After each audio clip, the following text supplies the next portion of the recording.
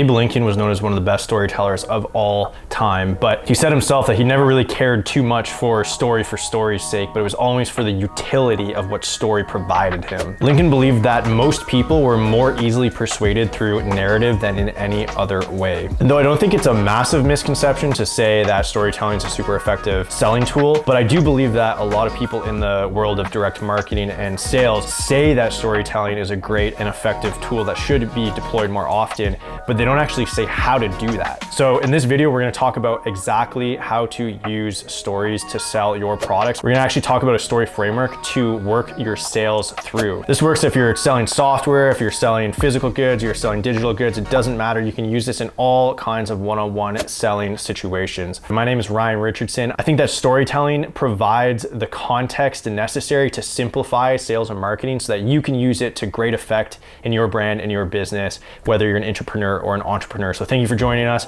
Let's jump right into the content of this video. Steve Jobs once said that the most powerful people in the world are storytellers. So keep that in mind when we're going through this framework. So number one, you want to identify what their goals are, because goals and desires and leaving pain is exactly what is the fundamental plot of a good story. So you need to identify who the character is, what it is that they desire, and what they're leading away from. Number two, you want to name their problems. So what are the obstacles in the way of them actually achieving their goals? So they've outlined exactly what their desires are, what their goals are, what they hope to achieve, but what is it that's actually standing in the way of them achieving those things? What kind of obstacles are they running into that they're unable to achieve this on their own, that they're coming to someone else and that they're actually seeking out help, or they're entertaining working with you or another company to help them solve that problem? So identify exactly what that problem is. Number three, you want to assign them a role. So once they've identified what the problem is, it's a negative, right? So you want to flip that negative around to a positive. Stories always have ups and downs. A good sales framework is the same as a good story because you want to keep them engaged. You don't want to have them drop off because there's just too much doom and gloom, or you don't want to lose their trust because all you're talking about are the negative things and they don't believe there's any upswing. So you want to introduce that positive angle. And there's also a kind of deeper psychology to this as well. I think it was Dale Carnegie who said, you want to give people a reputation to live up to. So when you're assigning a role for someone, you want to assign them with a positive role that they can actually fill those shoes. So an example of this is if you're selling like home security systems and you're talking to the father of the home, and the father of the home says, we're on vacation, someone broke into our home, and that's why I'm calling you guys because I don't want someone to ever be able to break into our house again. Then it's not enough to just say, oh, okay, it sounds like you need to have a home security system because you want peace of mind so that your kids and your wife never have to worry about someone breaking into the house while they're home or coming home when someone's in the house, something like that. It's not enough to just say that. You also want to say, that must be really tough for you because it sounds like you also identify as the protector of the home. Now you're kind of giving them a positive role to step into, and so they're going to want to fulfill that role. And at the end of this framework, you're going to be able to get them to fulfill that role by committing to the purchase or committing to your service or your product or whatever it may be. Okay, number four is you want to explore the backstory. So what brought them here? What was the history? What is everything that they've gone through? What's everything they've tried? Why have they not had success before? So you want to really take a deep dive on what the backstory here is. The backstory is the most important part to any story. It's what builds the rest of the story up. It's also what's going to give you your power for leverage later on. If you can identify everything that they've tried, you can also identify in which ways they weren't responsible for not having their own success. And that's really important for persuasion as well, because you want to be able to justify their failures as best as you can. Number five, you want to call them to action. So that's the sale. This is where you're actually making the sale. Hopefully at this point, if you've gone through the framework and you've asked all the questions and you've been thoughtful and intentional with these questions, hopefully at this point, they're just inviting you to finally say, do you think that your product or service can solve some of the problems that we're experiencing? Why don't you tell me a little bit about it? I mean, that's the goal. You just want to have them basically invite you to make the sale. So in this case is the call to action. So your call to action is to basically get them to make a decision and to commit. So how do you call them to action? So you ask for the sale, because before you ask for the sale, you actually make the call to action. You can't engage with the objections, the obstacles, and you can't actually get really down into the nitty gritty. Because earlier on when you named their problems and you did the backstory, there was probably some stuff that was left out. And this is where some of the objections are gonna come in. But you can't get to the objections until you actually ask for the sale. You actually call them to action. So call them to action very clearly, very concisely. Don't make them misunderstand what it is that your intentions are. The intentions are, hey, we want you to make a decision today. We just have to identify whether you're gonna be more successful in this story with us or without us. If you can identify that they're gonna be more successful with you, then you're just gonna have to work through the kind of typical refusal to calls, which is the next and final step. The refusal to call has been happening ever since there was a hero's journey, a call to action, since this first story was ever told. Please, Neo, you have to trust me.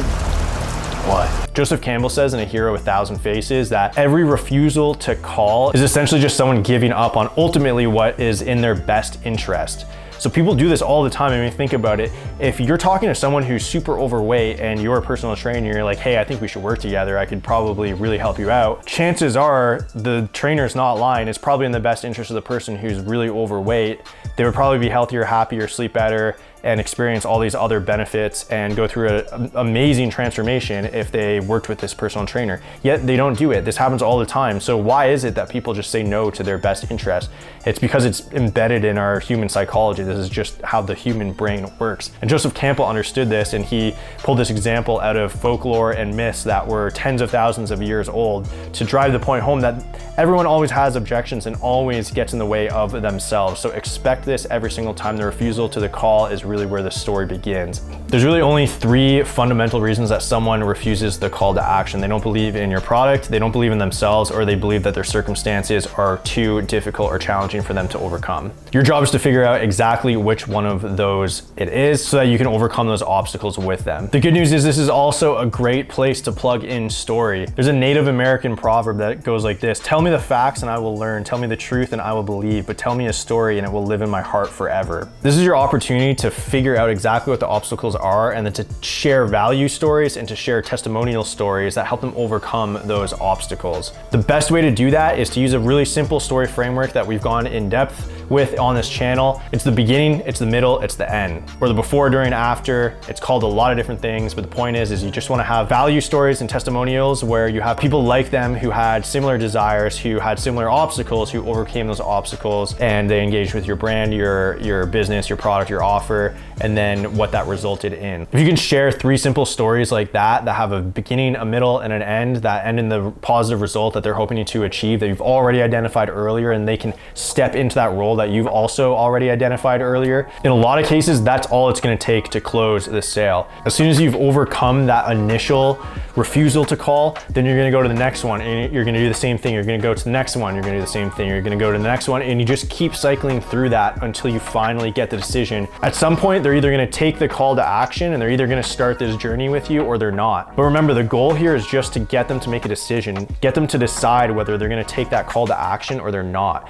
Don't be attached with the outcomes, because that's what people get fixated on. That's what people get anxious about. That's what a lot of salespeople have a really hard time dealing with, is attaching themselves to the results. But at the end of the day, if the result is just to get them to make a decision, it's not up to you whether they take the call to action or they refuse it. What's up to you is you just provide as many stories with as much context that provide enough perceived value that they end up actually doing business with you. They're able to overcome their objections of their self, of their circumstances, and that they have of you, your business, or your product. I hope that this story selling script made a lot of sense to you. Again, my name is Ryan Richardson. Super excited to have you guys on this video. Let me know if this was valuable to you at all. Thanks so much for watching this video, and we'll see you on the next one. Bye-bye.